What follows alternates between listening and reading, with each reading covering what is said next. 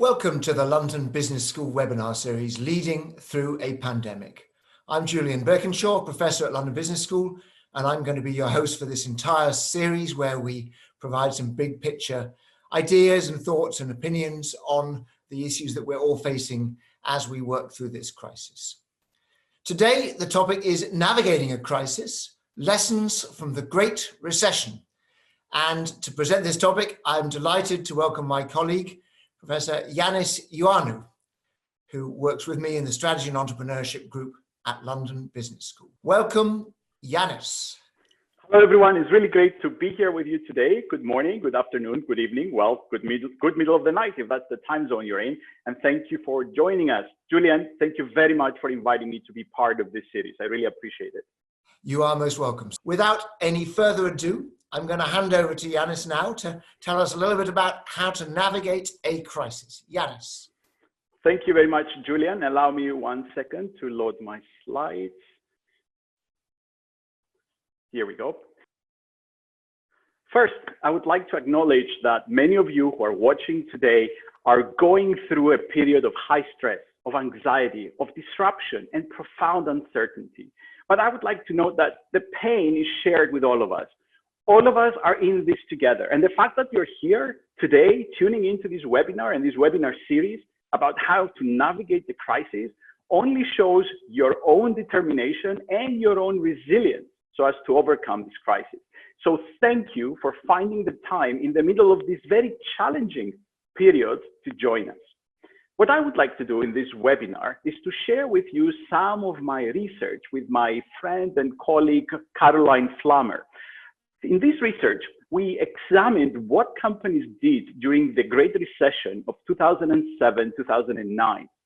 Now, I should be clear that this is not to suggest that the two crises are the same, but I do think that some of the underlying mechanisms, some of the underlying insights that were revealed to us through this research are very relevant for the situation that we find ourselves today with the coronavirus crisis. But first, I would like to really understand the type of challenges that your own business and your own organization is currently facing. Therefore, if we could have the first poll up, please, I would like to ask you which aspect of your business has been most negatively affected by the coronavirus crisis? Which aspect of your business model? Is it your sales? Is it your access to finance and liquidity? Is it your supply chain relationships, your customer relationships? Is it employee related, or is it all of the above? I'll give you a couple of seconds to register your answers. Great, if we could have the poll results, please. Great, so a good proportion of you, more than half in fact, indicate to us that sales were more adversely affected, which makes a lot of sense given the lockdown. But it's also interesting to see the diversity of other negative impacts that the crisis has caused. And in fact, the second largest category, it's all of the above, highlighting to us how disruptive these crises actually are. Okay, now, microeconomic crises are fundamentally different from either incremental or small-scale changes, even if those changes are radical at the industry level. Now, macroeconomic crises, they disrupt the entire economy, and therefore, they do affect companies in diverse and often complex ways. So during that time, the challenges of making strategic adjustments in order to, well, remain competitive, survive, and keep an eye into the long run are becoming significantly larger, but at the same time, perhaps the space for strategic maneuvering becomes significantly smaller. So the financial crisis and the economic meltdown of 2007-2009, the so-called Great Recession, was disruptive for firms across industries, across markets, and in fact, across geographies. It resulted essentially in the collapse of the financial sector, followed by radical changes in the regulatory and the policy environment, and as you can see from this graph, a severe contraction of the US as well as the global economy. In fact, economists at the time said that it was the worst post-World War II contraction on record. According to the US Department of Labor, actually the US GDP, the gross domestic product, was contracted by approximately 5% between the beginning of the crisis, about December 2007, and the end of the crisis around June 2009. But it's not just about GDP, it is also about employment. During the Great Recession, almost 9 million jobs were lost. The unemployment rate climbed from 5% in December 2007 to 9.5% by June 2009, and it even peaked at 10% by October of that same year, and even had implications not only on the unemployment rate, but in fact on the more structural, long-term unemployment rate. Now, periods of economic crisis, therefore, are significantly different from other stages of the economic cycle, and we know from research what are the characteristics of this major crisis. In particular, we know that companies and people are facing significantly greater uncertainty. We know that the crisis will finish, but we do not know how deep it's going to be and how long it's going to last. It's often accompanied by changes in the regulatory and the policy framework. Companies are faced with higher cost of capital and tightened access to credit. There are major disruptions in the supply chain. There is sometimes deteriorating, or as we see in the current crisis, a collapsing of aggregate demand, which resonates with a good chunk of you that says sales was the most hit aspect of your business model. Clearly, we're faced with increased firm failure, and even more profoundly, some of these crises can really lead to the cleansing of entire industries. Think about, for instance, the airline industry in the current crisis. So what does that all mean is that this in this kind of economic meltdown, essentially no aspect of a firm's business environment remains unaffected. And thus, as I'm sure this happens to in a lot of your minds, you start thinking very fundamental things about your strategy, your business model, and you have dual objectives. How do I ensure the current survival of my business while at the same time keeping an eye to the medium and the long term where competitiveness becomes more important? So these are the kind of issues that I would like to touch upon today and share with you from my research. But first, I would like to also understand the impact of the crisis, not only on your own business model, but also on your stakeholders. So if we could have poll number 2 up, please. So in this second question, I want to ask you, irrespective of the impact that the crisis had on your own business, which ones of your stakeholders you think suffered the most? I'm only giving you one choice. I want you to really think hard about which ones of your own stakeholders have been most negatively impacted by the crisis. And if we can have the poll results, please. Employees and customers, clearly the first two most important categories, but again, we can see that the impact of this crisis really disrupts the entire ecosystem of stakeholders for companies, and this is going to be very crucial. It's going to be very crucial because this ecosystem is setting expectations and demands about how companies are going to deal with the crisis and how could or should deal with this crisis. So let's go on with the research. Let's go back to the Great Recession and ask this question of how did US companies adjust their strategic resources in order to survive and in order to maintain competitiveness post-crisis? What did they do, and what can we learn about the current crisis? Now, before I go ahead though, I need to make a huge disclaimer here. These are two different crises. They do have similar symptoms, but they have certainly different underlying causes. So we should always be careful about reasoning by analogy. So the following slides are not meant to be a recipe about what you should do, but rather they are slides about how you could think about your responses in the current context. In fact, as we often say at LBS, we don't teach our students what to think, we teach them how to think. So unlike the 2007-2009 crisis, the current crisis is exogenous. It's caused by a virus. It's the factor outside the economic system. And I think this is a major thing to keep in mind because this is the reason why it has legitimized quick and extensive action globally and simultaneously. And as I'm sure you know already, governments, regulators, central banks are responding to the crisis at large, at speed, in fact, with fiscal stimulus packages that we have never seen before. So there is a sense in which we're all moving in that direction, and there's a sense in which this exogenous shock to the economy has at least some plausible ways through which it can be addressed. Now, back to the Great Recession. How did companies perceive this meltdown? What did they say? What did they do at the time? So allow me to share with you some characteristic codes that we were able to gather during our research into the Great Recession. The first one comes from Harman. This guy said, when we emerge from this downturn, we will emerge leaner, more efficient, and more technologically capable. This has been both a business mandate and a cultural imperative for us. An interesting reaction indeed to a crisis. Booz & Co. were running an annual study of the world's largest spenders on R&D. And what they found was that most companies have stuck with the innovation programs despite the recession. And many are even boosting their spending to compete more effectively in the upturn. This is 2009. Other companies as well had a similar or approach to this. Now, one of my favorite quotes is what from the CEO of Intel at the time, who said, "You cannot save your way out of a recession. You have to invest your way." We look at our corporate social responsibility activities in pretty much the same way. You cannot just do them in good times and then just forget about them in bad times and hope to get any result.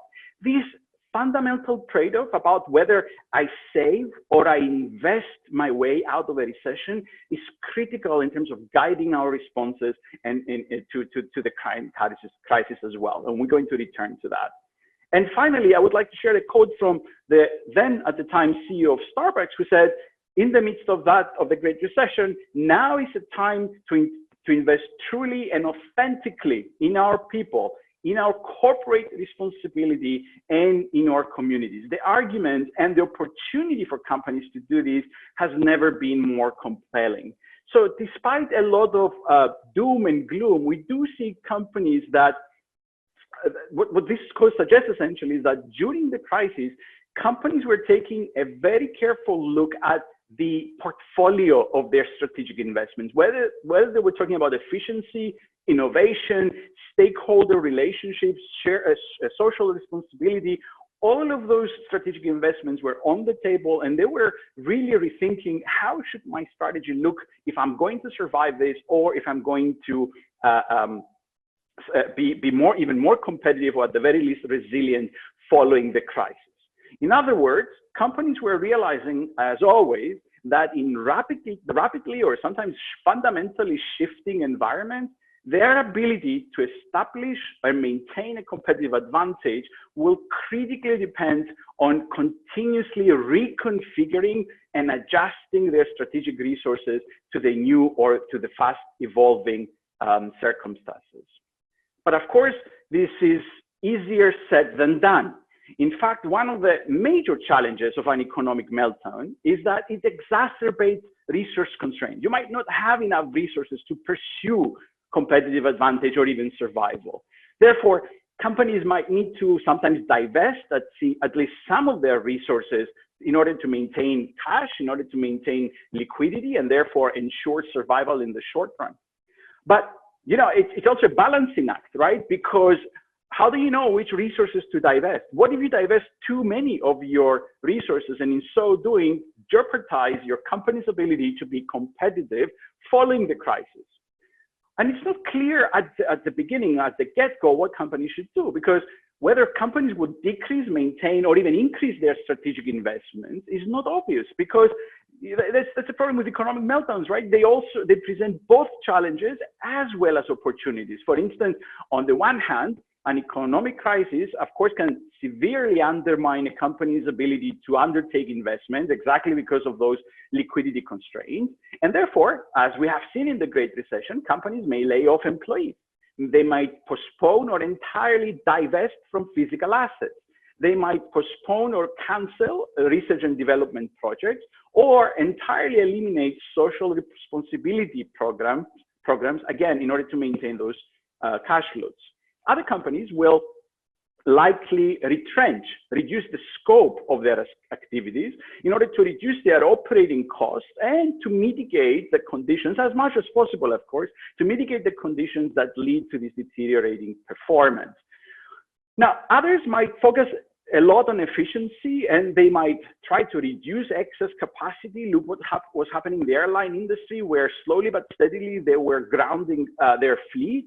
And some other companies may even restructure to become leaner and more efficient, with the adverse outcome, of course, that they will likely lay off employees.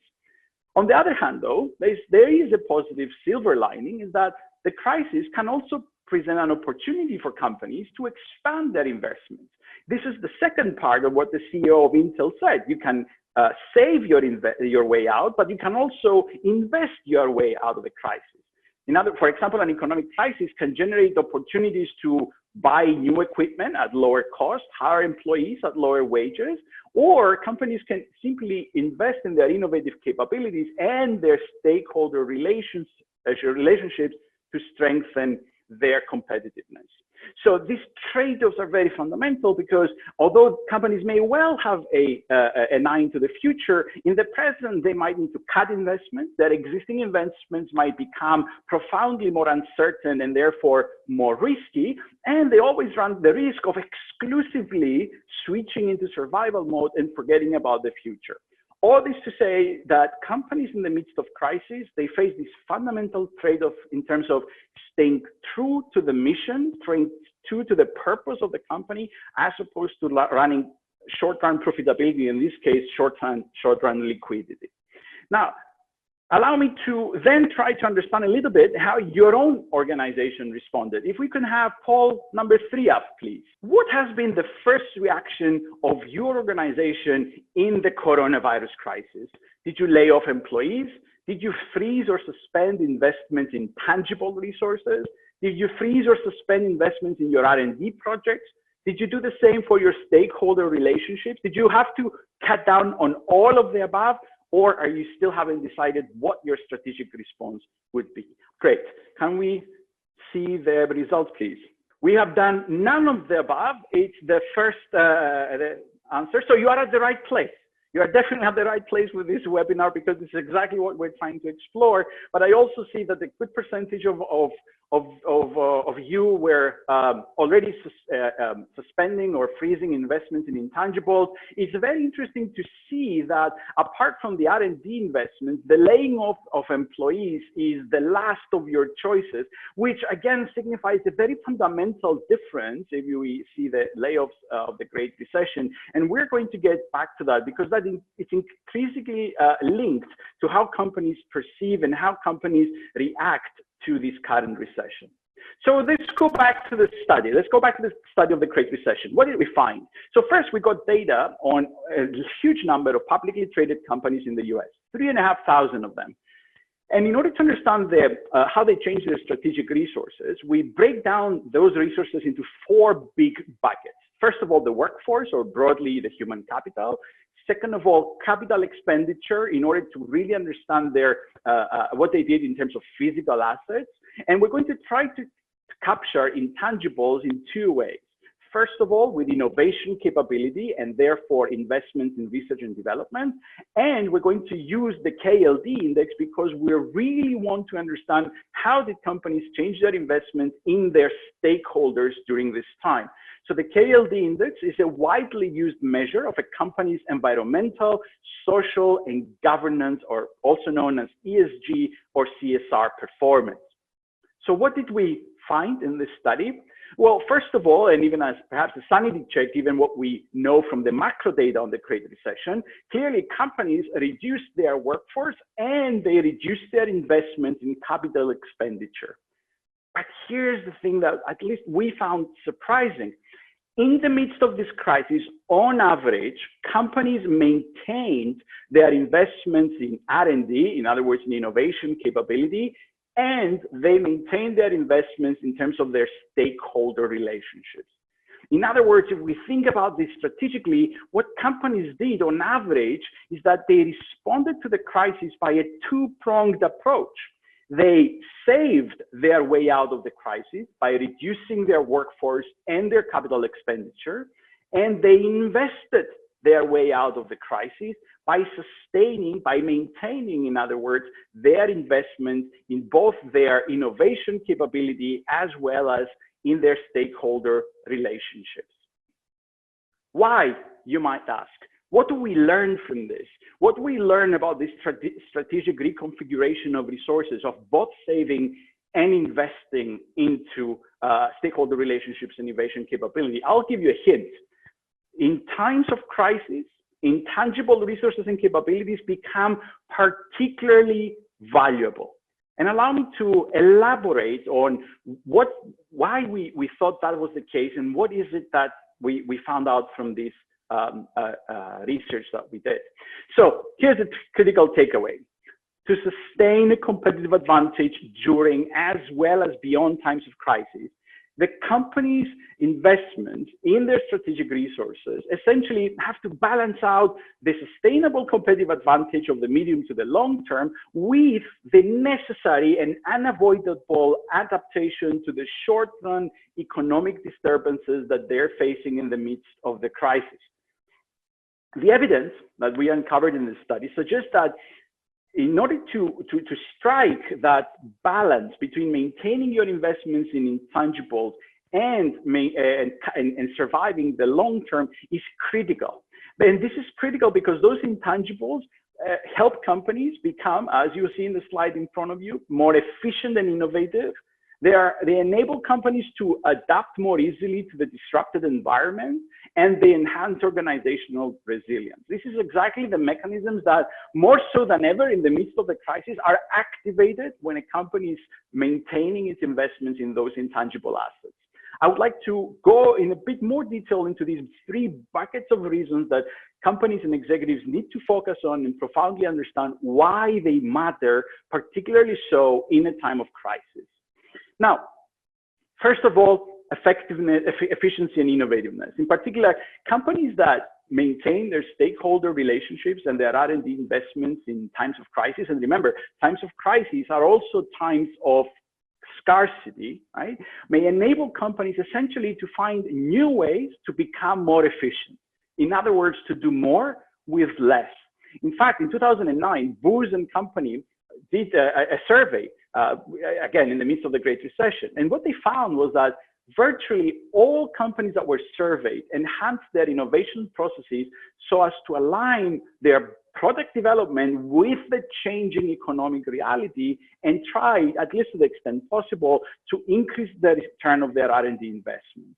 In fact, several companies like Pitney Bowes, Harman International, and others, what they did, as an example, is that they intensified communication and collaboration between their research labs and their development shops so as to save costs and therefore more effectively deliver their products and solutions to their customers. In fact, what we know from research as well is that if there is good information, communication, collaboration, and in general, a broader stakeholder orientation, these are very important factors that can boost your innovation process. In other words, there are synergies between an innovation investment and investment in stakeholders. Now, the second set of factors, we also know, and we argue, that companies that continue investing in stakeholder relationships and innovation capability are likely to be better positioned to really understand these very fast changing conditions in the midst of the crisis. So if through those investments, they can identify their concerns, the risks that might come up unexpectedly. They can also identify opportunities and therefore are able to adapt to the shifting needs, demands, and expectations of a number of their stakeholders, like their suppliers. Think about how the demands of consumers, for instance, are changing in the current crisis. Think about the expectations of suppliers in your own supply chain in the midst of this crisis. Now, if we go back to the Great Recession again, Pitney Bowes, let me give you an example how they did it. They basically adopted an idea generating process. At the time, they were calling it IdeaNet. And this process was essentially an electronic meeting platform. And remember, this was 10 plus years ago. It wasn't the Zoom that we have today. And they set up an electronic meeting platform for 35,000 5,000 employees to collaborate and also to provide comments and input on any idea that they thought could create new sources of revenue or improve the profitability of the company or in some way add value to the customers that arguably have also had changing preferences and expectations in the midst of this crisis. Now, within 2 years of including their entire workforce in this kind of innovating thinking and this electronic platform, the company was able to realize $8 million in revenues from employee-driven innovation. Now, there are ample examples of other companies that intensified their collaboration with suppliers and so as to address the needs that arose in the midst of the crisis. Let me give you another one. Another example is Starbucks. Starbucks, in the midst of the crisis, increased its commitment to subsistence coffee farmers in developing countries. And in so doing, they were offering them training and fair prices for sustainable coffee production. And therefore, they ensured the quality of supply and a solid supply of their ethical sourced coffee in the midst of crisis. So the idea here is that investments in the stakeholder relations, understanding the needs of others, the needs of society and its impact on you as a business and the vice versa, the impact of your purpose and how you perceive these problems in society is critical. And that allows companies to adapt more easily, perhaps more effectively. Also, good stakeholder relations can afford you a seat at the table. And this is particularly important when there are policy changes coming, but also if you have the trust and tolerance sometimes of your stakeholders, then you can experiment more. There's a high tolerance of risk, which means in the midst of crisis, that affords you a larger margin for strategic maneuvering. Finally, there's a lot of research out there that really tries to understand the impact of stakeholder relations and, of course, innovation capability on companies' performance. And in this case, performance in the midst of crisis essentially becomes a form of resilience. We already know that these investments, especially if you keep them, if you maintain them when the going gets rough, essentially will act as a very, very powerful signal of your own commitment, both in an instrumental sense, in that, okay, if they're maintaining innovation capability and stakeholder relationships, that must be critical for their competitive advantage, but also it can enhance your credibility with your stakeholders, because it's when the going gets rough that you still invest in them, you still maintain those relationships, you still build those intangible assets, and therefore your commitment and it shines through, and it's much easier for you to build trust with the stakeholders. And of course, once you build trust, what happens next? Well, through these assets, you can start gathering information. More trusting relationships result in more timely, more accurate, and perhaps more honest feedback from your entire ecosystem of stakeholders. So better information and more high quality information essentially means that you can enhance the quality of your decision making during the crisis through your stakeholder relationships. So this two-pronged approach, the saving and investing, has a very strong underlying mechanisms of why is that the case and why it was at least effective for some companies into the Great Recession. Now, it's also important, and this is another component of this argument, to keep in mind the time dimension here as well. And in fact, I would like to speak about 3 time dimensions: the short run, the medium run, and the long run.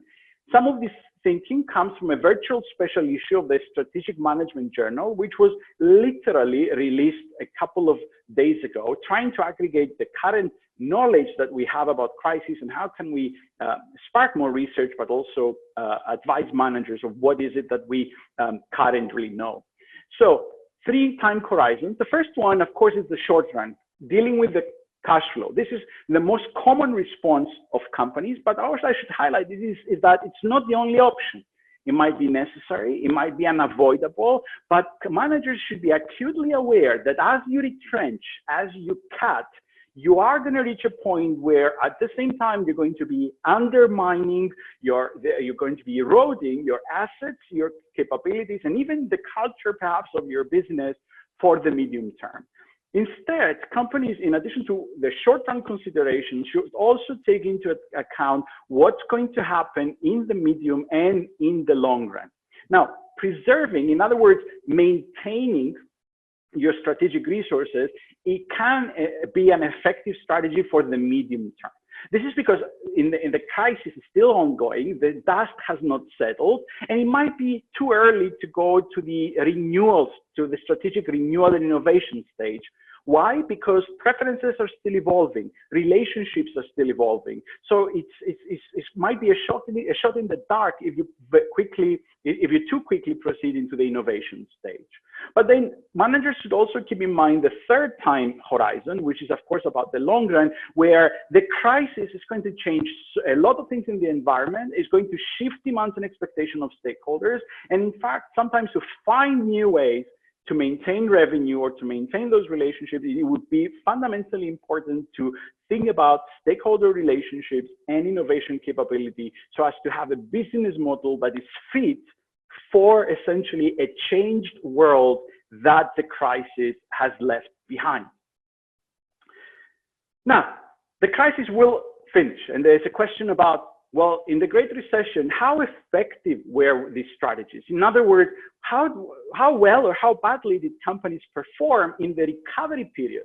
Where did these strategic reconfigurations make sense from a profitability point of view? So allow me to share with you what we found. But before I do that, if we can have the poll number 4, before I tell you what actually happened, I want to know a bit more about your own expectations. If we can. So following the crisis and perhaps after the recession that's about to come about, what are your expectations about your company's performance? Do you think you'll do at least as well as you did before? You're going to do worse, or you expect to do better after the crisis? Or you just have no idea and you cannot do anything about it? Okay, if we could have the results of the poll, please. Fascinating. So we had a webinar full of optimism, and I love that because the majority of you are saying it's better than it did.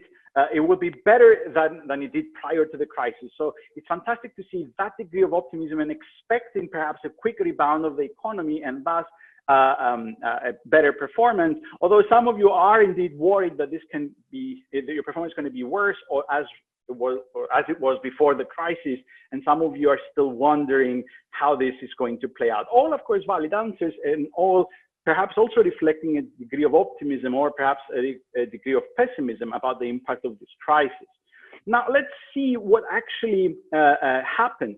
Now, in the Great Recession, we looked at how companies performed in the 2 years after the recession, and here's what we found. The companies that did not reduce R&D investment, in other words, they kept only investing in maintained their investments in their innovation capability, were able to achieve a return on asset that was about 19% higher in the recovery period compared to those companies that did not. At the same time, companies that did not reduce investments in stakeholder relationships were able to achieve another 10% better return on assets, better performance in the recovery period.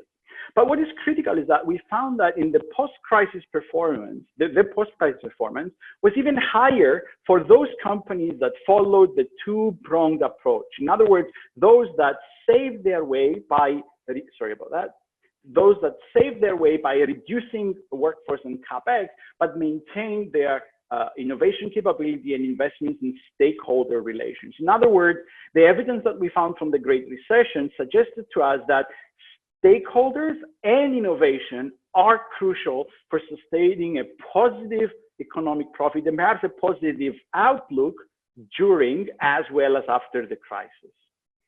Now, let's leave the Great Recession behind and let's carry with us the insights about not only how, but also why companies adjusted their strategic resources the way they did, and as well as keep in mind the implications on the performance that I just shared with you.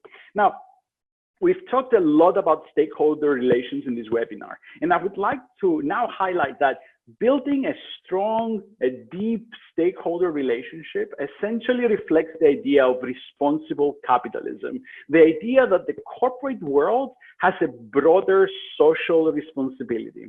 In fact, many commentators out there have noted that these crises is the biggest test yet for the idea of responsible capitalism.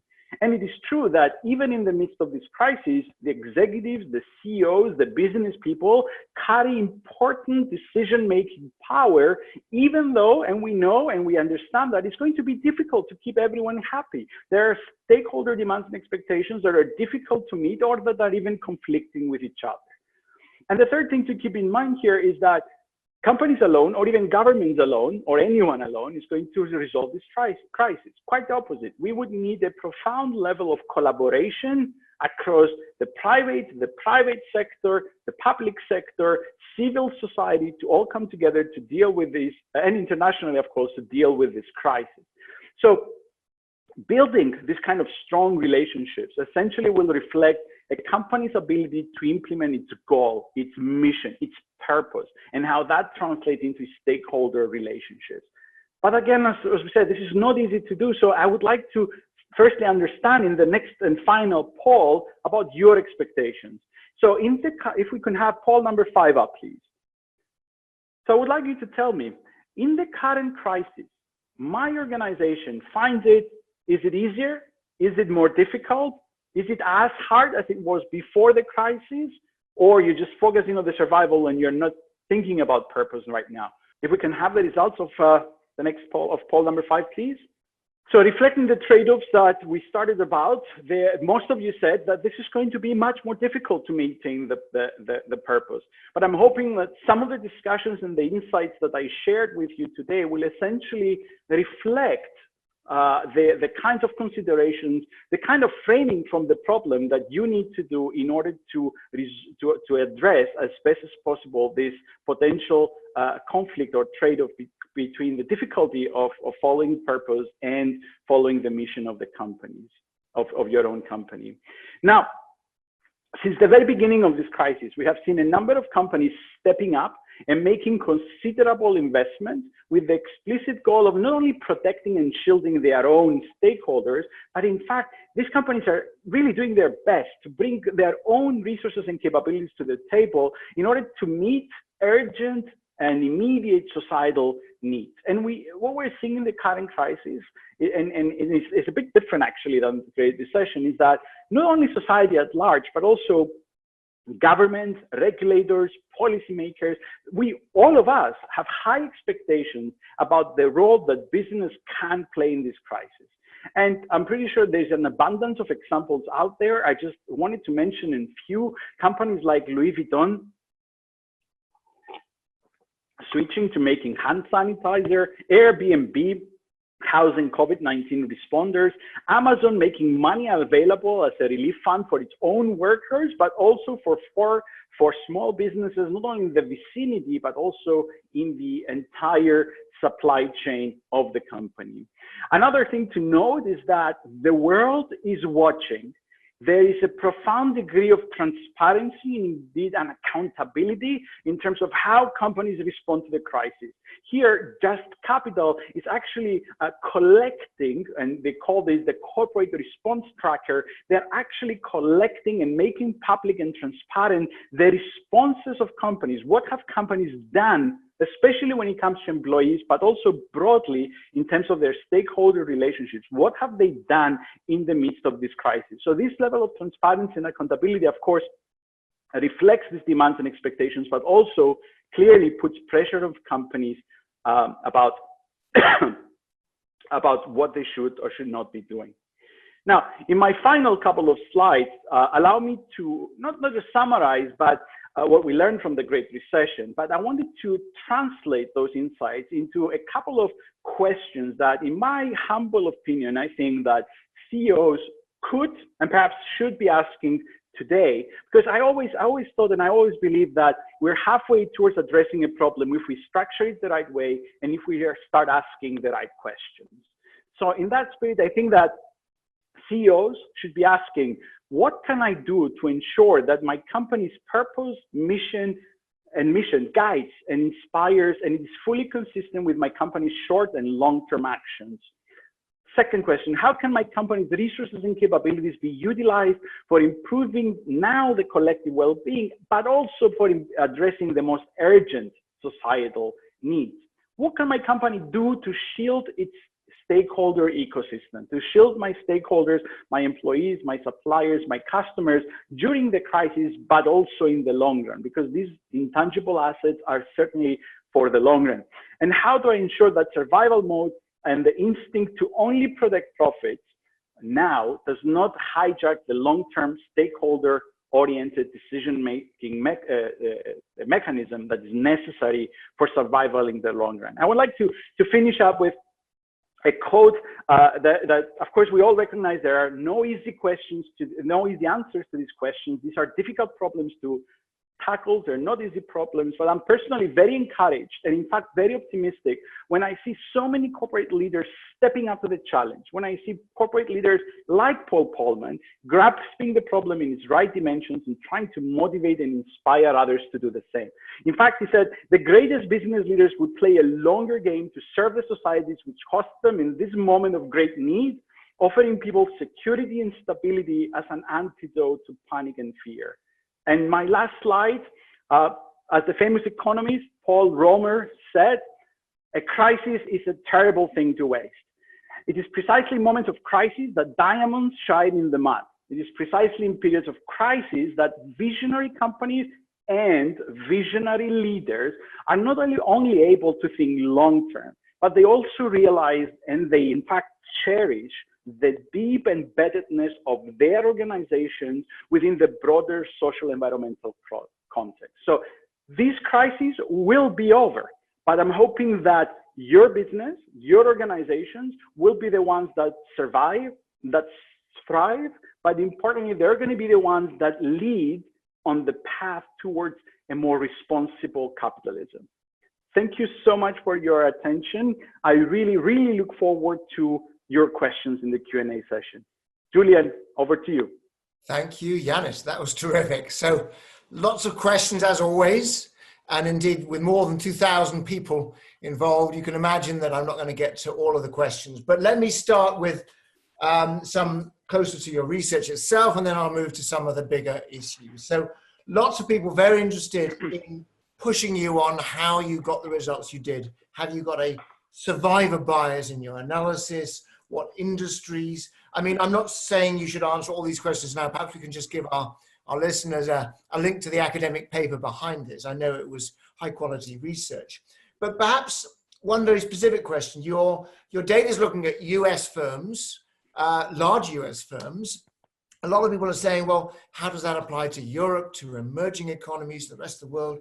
How does this apply to startups? I mean, to what extent can we actually generalize from this story to the rest of the world? Absolutely, that's a fantastic question, Julian. Indeed, the fact that we focused on the US was the result of our sort of strong, rigorous lens here, because and as you said, we'll be delighted to share the actual academic paper, because we are making causal and not correlational claims in this paper. And the short story, the non-econometric story, is that we focused on the US exactly because we have a variation across US states, depending on the price elasticity differences across states that is exogenous, and allowed us to causally identify this effect. Now, do the results generalize? My own opinion on this, if I were to speculate, is that of course they do, because these mechanisms are particularly valuable. These intangible assets are particularly valuable whenever there is a crisis, because stakeholders exist across contexts. They don't exist just in the US. Liquidity problems exist across contexts. They don't just exist in the US. And when it comes to the idea of startups, clearly we should recognize that this is going to be difficult. It's not going to rain money. It's not going to make the situation, the liquidity situation, any more easier. And quite honestly, it's going to be more dramatic for startups. But what we need to keep in mind in this context is that the institutions are moving in the right direction. The startups of today are the innovators of tomorrow. There's no question about that, right? That's why I think that all of these fiscal stimulus packages are essentially a huge step in the right direction. If I were a startup these days, I would definitely make sure that I take advantage of all the resources available to me.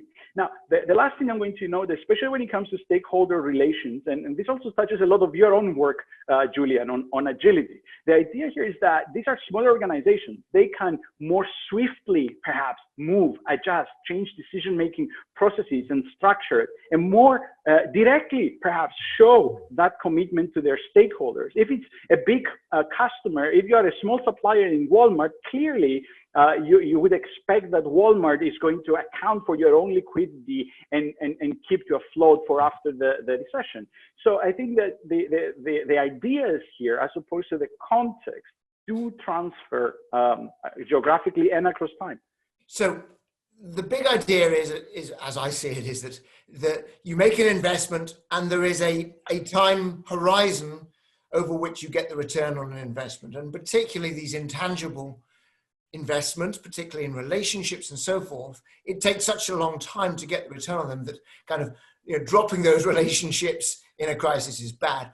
Help us though with employees, with the workforce, because obviously it is tempting, understandably, to make cuts in many parts of our labour force in a time of crisis. But of course, workers are by definition an intangible asset in terms of we're buying people's minds and bodies and souls as well as their hands. It does link, I think, to this point that we're getting into in the UK and many other countries as well, in terms of essential versus non-essential workers is not the same as, shall we say, valuable workers and lower value workers. What are your thoughts on how we decide whether to treat our workforce as an intangible asset or as something which can be cut and rehired, with no loss? Absolutely. So to your first point, I would like to reinforce it, that relationships, trust and trustworthiness take years to build. But if you abandon them, any stakeholders and your employees in particular, these relationships can't be destroyed overnight. So even from a simplistic cost and benefit point of view, you shouldn't be doing that, because you're destroying a very long-term investment. And once the glass cracks, it's not easy to put it back together. So I absolutely agree with you, and that's an important point. Now, employees are central and they're fundamental to this discussion. I talked in my webinar about innovation capability. Well, it doesn't happen out of thin air. Clearly, it's the organization's employees that need to be motivated, that need to be inspired in order to innovate. So I think that rather than engaging in that dichotomy of most versus less useful employees and so on, I think what we've seen in this crisis is that companies have options. They can tap into liquidity from the government and pay their employees 80%, put them on furloughs for some time. Other companies can actually lend their employees. For example, if supermarkets need them, if delivery companies need them, maybe you can have an arrangement where your employees do not go unemployed, but they use their training and their skills into a different context. So I think give your employees the option to work from home, give your employees the option to work part-time. I think it is certainly not a binary choice. It's not about firing them or not firing them, right? And I think the institutional context we are in gives you, and the technologies like Zoom, right, give you the options to consider and to avoid that rough and perhaps non-strategic dichotomy between firing employees or not firing. And it does feel to me as though this conversation about how we value employees it's clearly changing right now. I'm just hoping that conversation continues to evolve post-crisis in terms of who we value more. Now, I've got another question linked to the comparison between the global financial crisis, obviously, which is the context of your research, and today's crisis. And of course, they're different as well as similar in some respects. One question that several people have asked is what is the dimension of difference? And I want to throw out one of them, which is that, the previous financial crisis was very clearly kind of the banks were the bad guys. The banking sector kind of let the rest of the world down. I'm sorry, that's not necessarily what I think, but that was definitely the rhetoric of the time. This is a purely exogenous thing. We're all in this together. The banks are obviously going to look much better coming out of this one. But I guess the question to you is, to what extent, therefore, are we going to see a very different story emerging in terms of how people respond? Are your lessons going to carry through in the same way? Or does this difference in the nature of the crisis mean we're going to see a different result? I think you're absolutely right in highlighting this idea of an endogenous shock. In other words, the Great Recession was, at least according to some people, a failure of the system. And you see that sort of failure led to a deterioration and erosion of trust in institutions. It led to heterogeneity across countries and across policymakers in terms of how they respond to it. Some responses came in too late. Some responses were highly politicized at the time. And if anything, that the speed of response, I would say, and perhaps the uniformity of response back then was much different than what we are today. But that's at the policy level. That's not at the corporate level, because I think at the corporate level, the idea that the world around us is collapsing, the idea that revenues are disappearing, the idea that we cannot pay suppliers, they cannot pay their own suppliers, and so on. That kind of disruption at the corporate level carries a lot of similarities. And in fact, companies and even regulators, but companies in particular, they don't have to deal with that trust deficit. In other words, automatically being blamed. But rather they can work with governments to really identify what are the issues. If this is a liquidity issue, then the fiscal stimulus is certainly moving in the right direction, and companies should be aware and should be tapping into those resources. But the important thing is that, you know, whether the crisis was caused by financial institution or it was caused by a virus, the fact of the matter is that you would still need to maintain your relationships. If you tell your suppliers, I'm cutting you off, or if you tell your customers, I don't care about your conditions, if you tell your employees, I'm going to fire you now, good luck to you, and I'll see what happens after the crisis, those sort of actions do carry similarities. And actually, what the research would say is that, again, short-term, medium, long-term, and really understand the basis of your advantage, your ability to be efficient and innovative, your ability to adapt, and your ability to become long-term resilient. Those are the three issues that one should account for. Can you give us some this is deliberately provocative or difficult. I mean, give us some dates. I mean, short, medium, long-term. I mean, I get that there's three horizons, but, you know, when does short-term finish? When does medium finish? Well, I think for that, we need to ask an epidemiologist in the current crisis, not an economist, because that is a bit of a health question. But I would say that the I take this with a huge grain of salt, a mountain of salt, actually. I would say that the short term would be about the period when we start seeing some relaxation of the lockdown. The medium term would be essentially the crisis aftermath. In other words, the recession of you know, many economists say was likely going to follow. And the long term is somewhere before the end of the recession and the exit of that recession. Now, so according to, and Andrew Scott, our colleague, had a fantastic webinar last week about the possible exits of this recession. So I'm not even going to try to repeat what Andrew said, but I do think that in my mind, at least, that's the time frame here. Got it. And a final question. Responsible capitalism. I mean, I know you well. Of course, you believe that absolutely, sort of as a sort of almost a moral imperative. I do believe there is actually some proper, shall we say, evidence that this is a good thing. But a couple of the questioners wanted to push a little bit further on that. In other words, you know, in uncertain times, we just no idea how this is going to finish up. You know, it's very difficult for us to have the same faith almost in our mission. Some yes, some no. How do we retain that kind of clear point of view about what we're trying to achieve, you know, for society within our particular sector or whatever, when there is so much uncertainty? How do we get our heads around that rather difficult challenge? Yeah, I think it's a couple of things. I think it's a moral imperative. I think it's a business imperative. I think it's a hardcore economic imperative, because precisely when there is so much shifting around across your stakeholders, how could you possibly not account for them? Just only focusing on profit is going to lead, especially in periods of crisis, and in my humble opinion, an absolute failure. It's all about the adaptation to these changing relationships. It's all about adaptation to these social context, because companies don't work in an economic vacuum. They work in society, they work within those relationships.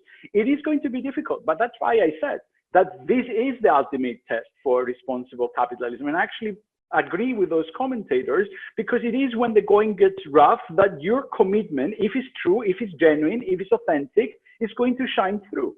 not all companies are going to be able to achieve it. And that's why the corporate graveyard is packed with companies and one's iconic brands, right?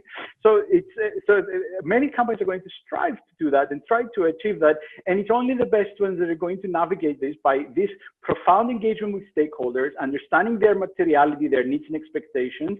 And as our colleague said last week, it's about the robust decision-making. It's not about optimal decision-making. I think what Andrew said last week is also very important here. Perfect. We are going to close there. Thank you. That is a lovely point on which to end. Before we go, 2 quick observations. If we could get the closing slide up, please. First, I'd just like to draw everyone's attention to a new online course that Ioannis has created. We call it Sustainability, Leadership and Corporate Responsibility.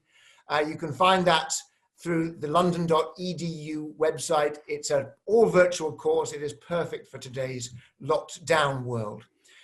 And before we go, I'd just like to alert you to the next one in our series. This is on Thursday this week, 2 days from now. We're moving to a Tuesday-Thursday setup, largely because Easter Friday persuaded us that that was the best timing. It is our colleague Michael Jacobidis, Surviving Past Survival Mode, learning from successful turnarounds and what's new this crisis may bring. So another look back in time to help us look forward. So with that, we are going to close. You can see on the website there, Pandemic Webinars is going to provide you with a link to both the recording for today's webinar and also to all the previous ones and future ones in this series. So with that, I will finish.